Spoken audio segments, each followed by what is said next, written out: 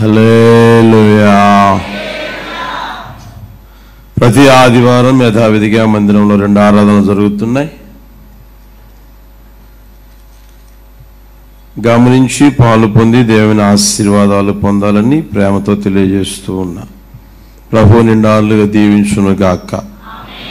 కొద్ది సమయం దేవుని మాటలు విందాం. తెస్సలోనిక మొదటి పత్రిక 5వ అధ్యాయం 24వ వచనం. తెస్సలోనిక మొదటి పత్రిక 5వ అధ్యాయం 24వ వచనం. మిమ్మును పిలుచువాడు నమ్మకమైన వాడు గనుక అలాగు చేయును. అందరూ చదువుదామా? మిమ్మును పిలుచువాడు నమ్మకమైన వాడు గనుక అలాగు చేయును. కొరింథీయులకు రాసిన మొదటి పత్రిక 1వ అధ్యాయం 9వ వచనం. మన ప్రభు అయిన యేసుక్రీస్తు అను తన కుమారుని సహవాసమునకు మిమ్మును పిలిచిన దేవుడు నమ్మదగిన వాడు. మరోసారి చదువుదాం అందరూ. మన ప్రభు అయిన యేసుక్రీస్తు తన కుమారుని సహవాసమునకు పిలిచిన దేవుడు నమ్మదగిన దేవుడు. మన దేవుడు నమ్మదగిన దేవుడు. నమ్మదగిన దేవుడు కనుకే మనల్ని పిలిచారు. పిలిచిన దేవుడు ఎవరయ్యా అంటే నమ్మదగిన దేవుడు. లోకంలో తగని వారు ఎక్కువగా కనిపిస్తూ ఉంటారు. నమ్మదగిన వారు వేళ్ల మీద లెక్క పెట్టుకోవచ్చు ప్రియమైన వాళ్ళరా. అందుకనే యేసు ప్రభువారు కూడా చెప్పిన మాట ఏంటంటే, తోడేళ్ల మధ్యకి గొర్రెలను పంపినట్టుగా నేను మిమ్మల్ని పంపుతా ఉన్నాను. పావురం వలె నిష్కపటులను పాముల వలె వివేకులనై ఉండండి, వివేకం కలిగి జీవించండి. ఏది నమ్మాలో, ఎవరిని నమ్మాలో, ఎవరిని నమ్మకూడదో, ఎవరిని నమ్మాలో అవన్నీ కాస్త ఆలోచన చేసి ముందుకు అడుగు వేయండి అని దేవుని వాక్యం మనకు తెలియజేస్తూ ఉన్న సత్యం. ఈ రోజుల్లో చాలామంది చెప్పేవారు ఉన్నారు కానీ చేసేవారు తక్కువ. చేసేవారు పెద్ద కనిపించరు. మాటలు మాట్లాడమంటే కోటలు దాటిపోతానే ఉంటాయి. మాటలు మాట్లాడేవాళ్ళు అధికమైపోతానే ఉంటారు. మాటలు చెప్పేవాళ్ళు కూడా అధికమైపోతానే ఉంటారు. ఆ చెప్పిన మాటలు ఏమన్నా వ్యక్తిగత జీవితంలో కాస్తో కొస్తో నెరవేర్చుకోగలుగుతూ ఉన్నారా అని అంటే అది కూడా లేదు. కనీసం 50% లేదా 70%, 100% కాకపోయినా నెరవేర్చుకోగలిగే వాళ్ళు ఉంటున్నారా అని గమనిస్తే అది కూడా మనకి కష్టతరంగానే కనిపిస్తుంది ప్రియమైన వాళ్ళరా. బైబిల్లో దేవుడు చెప్పిన ప్రతి మాట ఆయన నెరవేర్చాడు కానీ మనుషులు చెప్పిన ఏ మాట కూడా నెరవేర్చని స్వభావాలు చాలా మందిలో కనిపిస్తూనే ఉంటాయి. యాకోబు కూడా దేవుని మందిరం కడతానన్నాడు కానీ కట్టినట్లుగా ఆయన జీవితంలో మనం గమనించలేని ప్రియమైన వాళ్ళరా. అయితే మన దేవుడు ఎవరయ్యా అంటే నమ్మదగిన దేవుడు కనుక ఆయన స్వభావానికి విరోధముగా ఏది చేయడు. ఆయన స్వభావం ఏంటయ్యా అంటే నమ్మదగిన స్వభావం, నమ్మదగిన దేవుడు ఆయన. కనుక ఆయన స్వభావానికి విరోధముగా ఏది ఎప్పుడు చెయ్యడు ప్రియమైన వాళ్ళ. ఆ నమ్మదగిన దేవుడు ఎలాంటి వారిని పిలిచాడయ్యానంటే వెర్రి వారిని, బలహీనమైన వారిని, నీచులైన వారిని, తృణీకరింపబడిన వారిని, ఎన్నిక లేని వారిని, పాపులను, విద్య లేని పామరులను ఆయన ఏం చేశాడంటే పిలుస్తానే ఉన్నాడు. పిలిచాడు, పిలుస్తున్నాడు, ఆయన పిలుస్తూనే ఉండును గాక. హల్లెలూయా. ఏ ఒక్కరు ఏ శరీరయు అతిశయించకుండానట్లుగా దేవుడు అలాంటి వాళ్ళందరినీ ఏం చేస్తాడంటే పిలుస్తానే ఉంటాడైతే ఆ పిలిచిన పిలుపుకి నమ్మకంగా బ్రతకగలిగిన ఆ స్వభావం మన జీవితంలో ఉండగలగాలి. ఎంతగా దేవుడు నన్ను పిలిచాడు, నా స్థితి ఏంటి, నా స్థానం ఏంటి, గతంలో నా బ్రతికేంటి అనేది ఆలోచన చేసుకుని నడిపించబడే ఏ ఒక్కరైనా పిలిచిన పిలుపుకి నమ్మకంగా జీవిస్తానే ఉంటారు. అరే నేను బలహీనురాల్ని కదా, బలహీనుని కదా, వెర్రివాణ్ణి కదా, చదువు సంధ్య లేనివాణ్ణి కదా, ఏ స్థితిలో నా జీవితం నడిపించబడుతూ ఉందని గుర్తిరిగి ఏమండి పిలుపుకి నమ్మకంగా ఉంటారు, పిలిచిన వానికి కూడా నమ్మకంగా ఉంటారు. అటు కృప ప్రభు అనుగ్రహించును గాక, అటు కృపతో ప్రభు నింపును గాక. ఈ రోజున ఏమండి పిలువబడిన పిలుపుని గుర్తెరగకుండా, పిలువబడిన ఎవరైతే పిలిచారో ఆయన్ని కూడా గుర్తెరగకుండా, గ్రహించకుండా ఇష్టం వచ్చుడిగా బ్రతికేవాళ్ళు, ఇష్టం వచ్చుడిగా నడిపించబడేవాళ్ళు చాలా మంది మన కంటికి కనిపిస్తానే ఉంటారు. ప్రియమైన వాళ్ళ కారణం ఏంటి తెలిసిన, వారి వ్యక్తిగత జీవితంలో దేవుడు ఏ స్థితిలో నుంచి పిలిచాడో అది గుర్తెరగక, అది వారి వ్యక్తిగత జీవితంలో మనస్కరించక, అది వారి వ్యక్తిగత జీవితంలో ఏంటి జ్ఞాపకం ఉంచుకోక ఇష్టముచ్చుడిగా ప్రవర్తించడం మనం గమనించగలుగుతానే ఉంటాం. గలతీ సంఘాన్ని దేవుడు జ్ఞాపకం చేసుకుని వారందరినీ పిలిచాడు. అయితే పిలిచిన వాళ్ళని ఏం చేశారు అంటే విడిచిపెట్టేసేసారు. విడిచిపెట్టిన ఆ స్థితిలోనికి వారి వ్యక్తిగత జీవితం వెళ్ళిపోయినట్లుగా దైవజుడైన పౌలు గారు వారి గురించి చెప్పడం మనం గమనించగలుగుతానే ఉన్నాం. చూడండి, ఈ రోజుల్లో కూడా అబద్ధాన్ని నమ్మినట్లుగా నిజాన్ని ఎవరు నమ్మరు. అబద్ధాన్ని అయితే త్వరగా నమ్ముతారు, అబద్ధాన్ని అయితే త్వరగా విశ్వసిస్తారు, అబద్ధాన్ని అయితే చేతబట్టుకుంటారు, అబద్ధాన్ని అయితే నలుగురికి కాదు 100 మందికైనా పంచుకుంటా ఉంటారు. అయితే నిజం చూడండి ప్రియమైన వాళ్ళరా, నమ్మడం చాలా కష్టంగా ఉంటుంది. నమ్మినా సరే తెలియజేయగలిగే ఆ స్వభావం కూడా ఉండదు. అబద్ధం ప్రచారం చేసినట్లుగా నిజాన్ని ఎవరు ప్రచారం చెయ్యలేరు. మీరు గమనించండి, దేవుని విషయంలో ఆలోచన చేసిన నిజమైన దేవుడు ఎవరంటే నజరేయుడైన యేసయ్య. యేసయ్యని ఏమండి ఎంతమంది ప్రచారం చేయగలుగుతున్నారు, ఎంతమంది చెప్పగలుగుతా ఉన్నారు? నిజం ప్రచారం కాదు, నిజం అనేది నిదానంగా వస్తూ ఉంటుంది, అబద్ధం అనేది ఊరంతా ఊరేగుతూనే ఉంటుంది. అర్థమవుతుందా? ఈ రోజున అలాంటి పరిస్థితుల్లో విశ్వాసులు ఉండకూడదు, దేవుని బిడ్డలు ఉండకూడదని దేవుని వాక్యం స్పష్టంగా తెలియజేస్తున్న సత్యం. అది మనం గుర్తిరుగుదుము గాక, ఆలోచన చేసుకునగలిగే స్థితిలోనికి వచ్చుదుము గాక.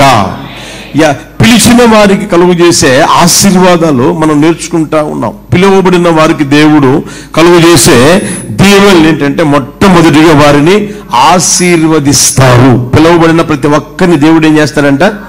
గట్టిగా చెప్పండి. మనం అందరం ఎవరమయ్యా అంటే దేవుని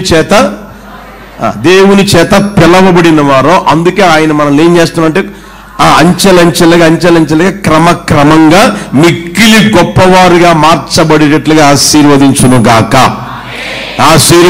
గాక. అబ్రహాము ఒంటరిగా ఉన్నప్పుడు పిలిచి దేవుడు ఏం చేశాడు అంటే, అలాగే వదిలిపెట్టల, నీ కర్మరా నువ్వు అనుభవించరా అని వదిలిపెట్టకుండా ఆయన్ని ఏమంటే ఆశీర్వదించాడు, పెక్కు జనమయ్యేటట్లుగా చేశాడు. అన్ని విషయంలో అబ్రహాముని దేవుడు ఏం చేశాడంట? 1, 2, 3 విషయాలు కాదు, అన్ని విషయాల్లో దేవుడు ఆశీర్వదించాడు. నిశ్చయముగా అన్ని విషయంలో దేవుడు ఆశీర్వదించును గాక. రెండో విషయం మనం గమనించగలిగాం ప్రియమైన వాళ్ళరా, గొర్రెల దొడ్డిలో నుంచి దేవుడు దావీదుని ఏం చేశాడంట? పిలిచాడు. ఆ పిలిచిన దేవుడు ఆ దావీదుని ఏం చేస్తాడంటే అభిషేకించాడు. పిలువబడిన వారిని దేవుడు ఏం చేస్తాడంట? చెప్పండి గట్టిగా, అభిషేకిస్తాడు. ఆ అభిషేకం ఏమండి వరాలను, కృపా వరాలని అనుగ్రహిస్తా ఉంటుంది. అభిషేకం ఏమండి కృపా వరాలతో నింపుతానే ఉంటుంది, కృప వెంబడి కృప చేత నింపుతానే ఉంటుంది. ఆ కృప వరాలతో నింపబడిన ప్రతి ఒక్కరూ ఏం అవుతారయ్య అంటే అనేకులకి ప్రయోజనకరంగా మార్చబడుదురు గాక, కుటుంబానికి ప్రయోజనకరంగా ఉందురు గాక, వ్యక్తిగత జీవితాలకు ప్రయోజనకరంగా ఉండను గాక. అది మాత్రమే కాకుండా ప్రియమైన వాళ్ళ సంఘానికి ప్రయోజనకరంగా ఉండడమే కాకుండా సమాజానికి కూడా ప్రయోజనకరంగా నా ప్రభు చేయును గాక. హల్లెలూయా, హల్లెలూయా. ఈ రోజున సమయాన్ని బట్టి మీకు తెలియజేస్తాను. చూడండి, తెస్సలోనిక మొదటి పత్రిక 5వ అధ్యాయం 23వ వచనం. అందరూ చదవండి. సమాధానకర్తయగు దేవుడే మేమును సంపూర్ణముగా పరిశుద్ధపరచును గాక, మీ ఆత్మయు జీవమును శరీరమును మన ప్రభువైన యేసుక్రీస్తు రాకడయందు నిందారహితముగాను సంపూర్ణముగాను ఉండునట్లు కాపాడును గాక. హల్లెలూయా. ఈ వాక్యములు మనం గమనిస్తే ప్రియమైన వాళ్ళరా, అక్కడ వ్రాయబడిన సత్యం గమనించండి. మిమ్మును ఏం చేస్తారంట? గట్టిగా చెప్పండి. సంపూర్ణంగా పరిశుద్ధపరుస్తాడు. అసంపూర్ణంగా కాదు, కొద్దిగా పరిశుద్ధపరిచి కొద్దిగా అపవిత్రంగా ఉండేటట్లుగా చెయ్యుడు ఆయన. ఇప్పుడు పక్షవాతం రోగం చూడండి, కావాలంటే ఒక చెయ్యి పడిపోతుంది, ఒక కాలు పడిపోతుంది, సగం మాత్రం పనిచేయదు. సగం మాత్రం చెప్పండి గట్టిగా పనిచేస్తాడు. సగం పనిచేయదు, సగం పనిచేస్తుంది. ఆ విధంగా దేవుడు ఎప్పుడు చేయుడు. సగం పరిశుద్ధత దయచేయుడు, సగం పరిశుద్ధత సగం అపవిత్రత ఉండగలిగేటట్లుగా దేవుడు చెయ్యడు. అర్థమవుతుందా? కొంచెం పవిత్రత ఆయన ఎప్పుడు దయచేయుడు. ఆయన దయచేస్తే సంపూర్ణంగా పరిశుద్ధత అనుగ్రహించును గాక. సంపూర్ణంగా మనందరినీ ఆయన పరిశుద్ధపరచును గాక. ఆ మాట నుండి మీ ఆత్మయు శరీరమును జీవమును మన ప్రభువైన యేసుక్రీస్తు రాకడ యందు నిందారహితముగా ఉండున్నట్లు ఆయన ఏం చేస్తారంట? యేసు ప్రభు త్వరగా రాబోతూ ఉన్నాడు. ఆయన ద్వారం యొద్ద నిలబడి ఉన్నాడు. ఎప్పుడు తండ్రి వెళ్ళమంటే వెళ్ళేదానికి సిద్ధంగా ఉన్నాడు. ఇదిగో నేను త్వరగా వచ్చుచున్నాను అని చెప్పిన ఆ మాట మనం ఏమంటే పలుమార్లు గుర్తు చేసుకుంటూనే ఉన్నాం. ఆ యేసు ప్రభు రాకడ ఏమంటే త్వరగా ఉంది కనుక నీ ప్రాణము, నీ ఆత్మ, నీ శరీరం ఎలా మారిపోవాలి అంటే సంపూర్ణంగా పరిశుద్ధపరచబడును గాక. సంపూర్ణంగా పరిశుద్ధపరచబడిన జీవితం నీ వ్యక్తిగత జీవితంలో చెయ్యగలగాలని ప్రభు కోరుకుంటూ ఈ మాటలు తెలియజేస్తా ఉన్నాడు. ప్రియమైన వాళ్ళరా, ఆయన మనల్ని పిలిచాడు కనుక మన ప్రాణ, ఆత్మ, శరీరాలు ఏం చేస్తాడు ఆయన? గట్టిగా చెప్పండి. నిశ్చయముగా పరిశుద్ధపరచును గాక. అడుగు పెట్టిన ప్రతి ఒక్కరిని ఆయన ప్రాణ, ఆత్మ, శరీరాలు పరిశుద్ధపరచును గాక. ఎలా అంటే సంపూర్ణంగా పరిశుద్ధపరచును గాక. హల్లెలూయా. మనం ఒక మాట చూపిస్తాం చూడండి. ఎఫెసీ పత్రిక 5వ అధ్యాయం 25వ వచనం. ఎఫెసీ పత్రిక 5వ అధ్యాయం 25వ వచనం.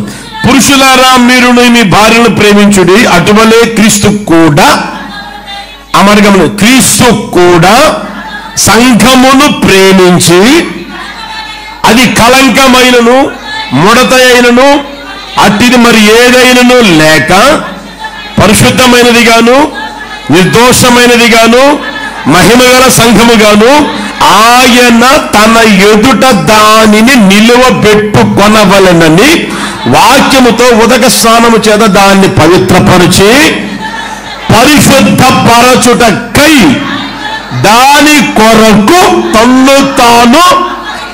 హల్లెలూయా. యేసు ప్రభు వారు ప్రియమైన వాళ్ళరా 2025 సంవత్సరాల క్రితం ఈ లోకానికి వచ్చాడు. ఆయన్ని ఎవరు అప్పగించలేదు. ఆయనకై ఆయనే అప్పగించుకున్నాడు. మీరు యోహాను సువార్త మనం ఇంటికి వెళ్ళిన తర్వాత చదువుకోండి ప్రియమైన వాళ్ళరా.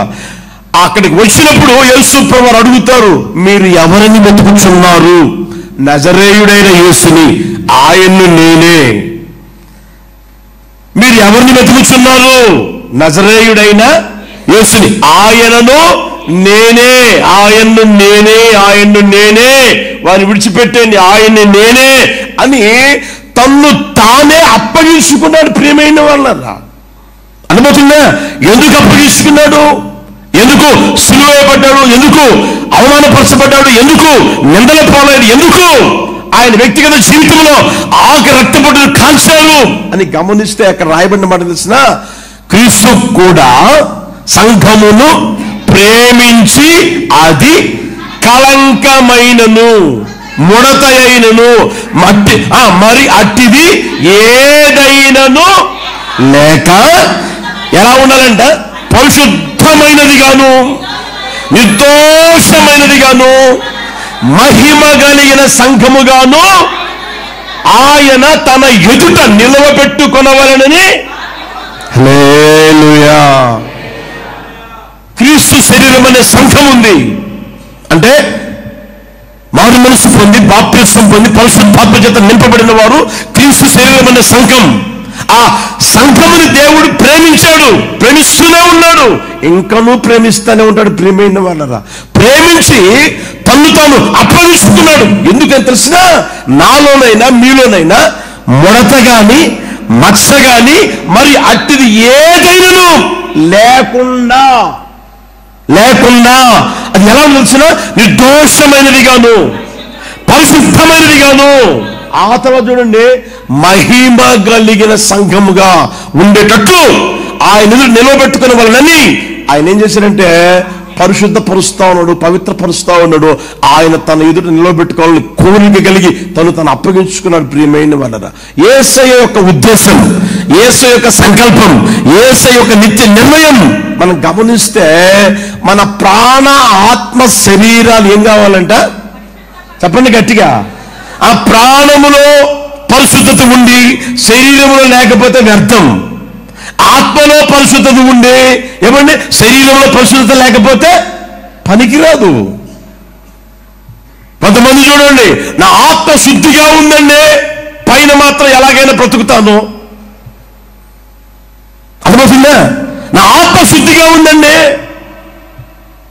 నా ఆత్మలో మంచి మనస్సాక్షి ఉందండి, అయితే ఆ తరువాత శరీరంతో నేను నా ఇష్టం వచ్చేట్టుగా ప్రవర్తిస్తాను.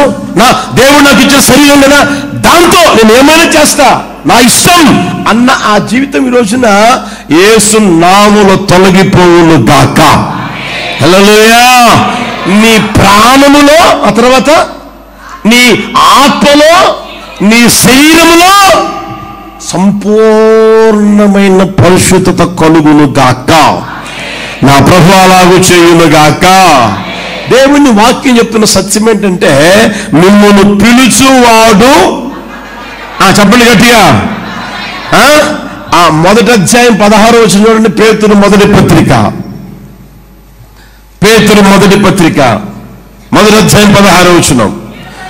మిమ్మును పిలిచిన వాడు, గట్టిగా చదవండి అన్నమాట, మిమ్మును పిలిచిన వాడు, అందరు చదవండి, అందరూ అనండి, మిమ్మును పిలిచిన వాడు, నన్ను పిలిచిన వాడు ఎవరు?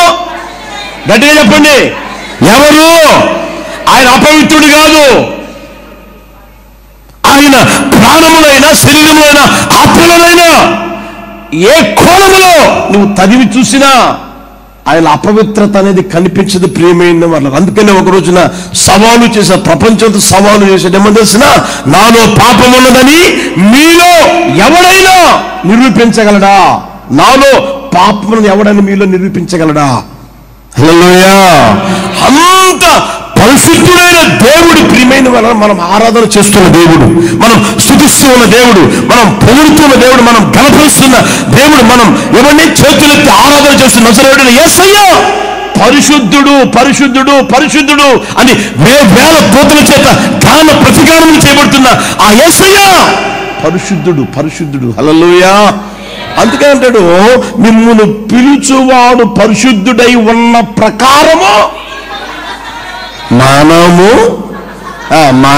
చెప్పండి ఇప్పుడు, మనము సమస్త ఏ ప్రవర్తన అంట, నచ్చిన దాంట్లో పరిశుద్ధత, నచ్చకపోతే ఇబ్బంది ఏమి లేదు, మన ఇష్టం కదా. నచ్చిందా అందులో పరిశుద్ధంగా ఉందాం, ఇది నచ్చలేదా ఇందులో అపవిత్రంగా బ్రతుకుదాం, ఇది నేను మెచ్చానా ఇందులో పరిశుద్ధంగా ఉందాం, ఇది నాకు నచ్చలేదా ఇందులో మాత్రం అపవిత్రంగా బతుకుదాం అన్న ఆ స్థితి యేసు నామములు ఒక్కొక్కరు తొలగిపోవును గాక. యేసు నామములు నిర్మూలమైపోవును గాక. నా ప్రాణ ఆత్మ శరీరాలలో, మీ ప్రాణ ఆత్మ శరీరాలలో ప్రభు కోరుకుంటుంది తెలిసిన సంపూర్ణంగా పరిశుద్ధపరచబడాలి, సంపూర్ణంగా పరిశుద్ధపరచబడాలి. ఆ కార్యం నా యేసయ్య చేయును గాక. హల్లెలూయా. ఈ లోకంలో ప్రేమైన వాళ్ళరా, ఎవ్వరూ నీ ప్రాణ ఆత్మ శరీరం పరిశుద్ధపరచలేరు. వారి వల్ల కూడా కాదు. ఇప్పుడు నువ్వు ఎంతకాలంగా ప్రయత్నం చేస్తున్నావు, నువ్వు ఎంతకాలంగా నీ వ్యక్తిగత జీవితంలో ఆశపడతా ఉన్నావు, ప్రభువా నా నోటి మాటలు పరిశుద్ధ చేయ, నా నోటి మాటలు పరిశుద్ధ చేయ అంటేనే ఉన్నావు. అదేమైనా వస్తుందా? నా తలంపులో ప్రభువా, నా ఆలోచనలో ప్రభువా, నా చూపులోనైనా, నేను నడిచే ఆ నడకలో, నేను పడుకునే ఆ పడకలో, ప్రతి విషయంలో పరిశుద్ధ దయచేయని ఏమని పరిశుద్ధ కావాలని నీ వ్యక్తిగత జీవితంలో ఎంతగానో ఒకవేళ ఆశపడతా ఉన్నావు. అది కలిగిందా అంటే కలగలా? అర్థమవుతుందా?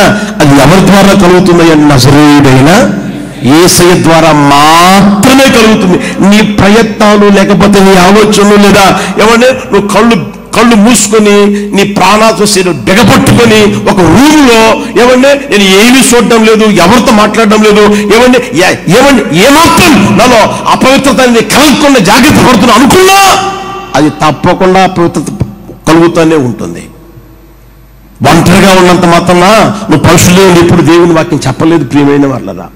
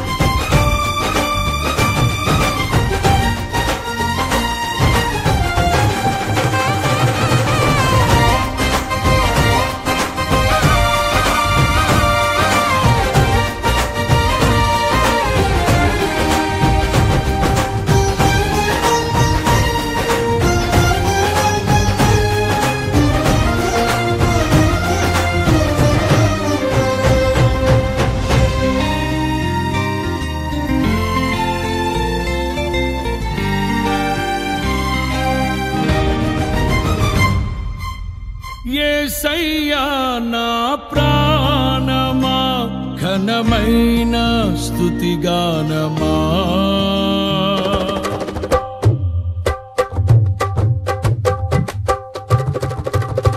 యేసయ్యా నా ప్రాణమా ఘనమైన స్తుతిగానమా, అద్భుతమైన నీ ఆదరణే ఆశ్రయమైన నీ సంరక్షణయే నన్ను నీడగా వెంటాడెను, నే ఆలయక నడిపించెను. నా జీవమా నా స్తోత్రమా నీకే ఆరాధన, నా స్నేహము సంక్షేమము నీవే ఆరాధ్యుడా. యేసయ్యా నా ప్రాణమా ఘనమైన స్తుతిగానమా.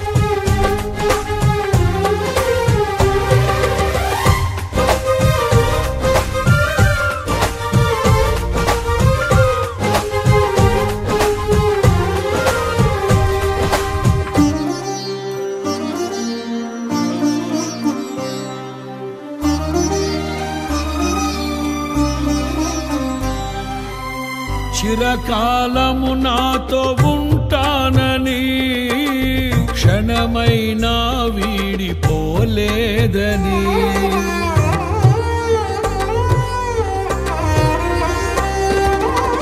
నీలో నన్ను చేర్చుకున్నావని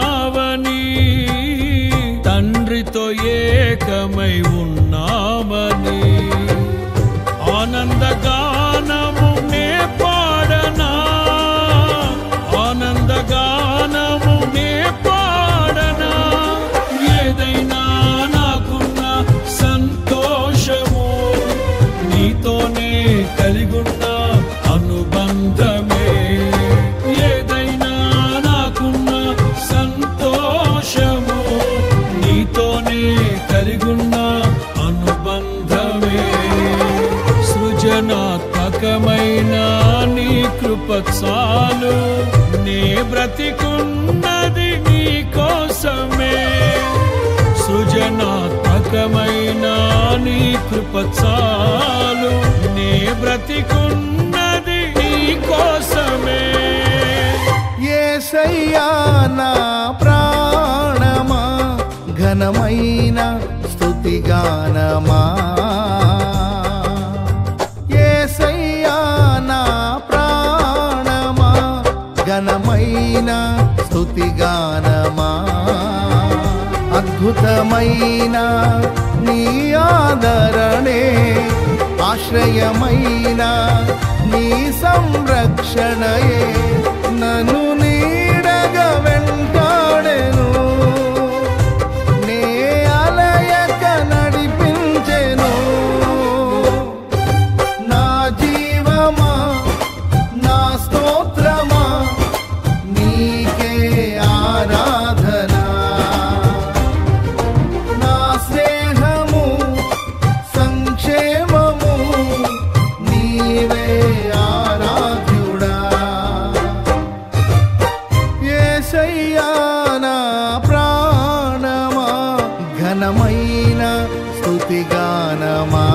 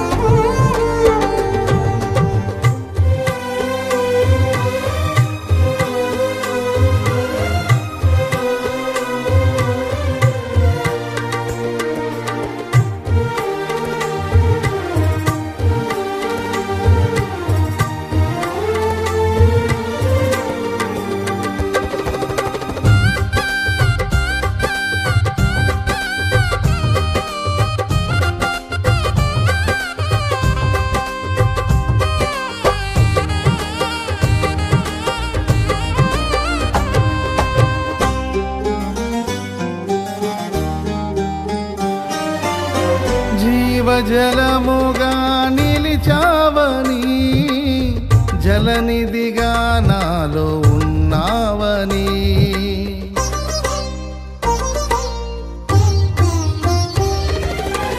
జనులకు దీవెనగా మార్చావని, జగతిలో సాక్షిగా ఉంచావని. ఉత్సాహగానమునే పాడనా, ఉత్సాహగానమునే పాడనా. ఏదైనా నీ కొరకు చేసేందుకు ఇచ్చితివి బలమైన నీ శక్తిని. ఏదైనా నీ కొరకు చేసేందుకు ఇచ్చితివి బలమైన నీ శక్తిని. ఇది ఏ చాలును నా జీవితాంతము, ఇలా నా కన్నీయు నీవే కదా. ఇది ఏ చాలును నా జీవితాంతము, ఇలా నా కన్నీయు నీవే కదా. యేసయ్యా నా ప్రాణమా, ఘనమైన స్తుతిగానమా. యేసయ్యా నా ప్రాణమా, ఘనమైన స్తుతిగానమా.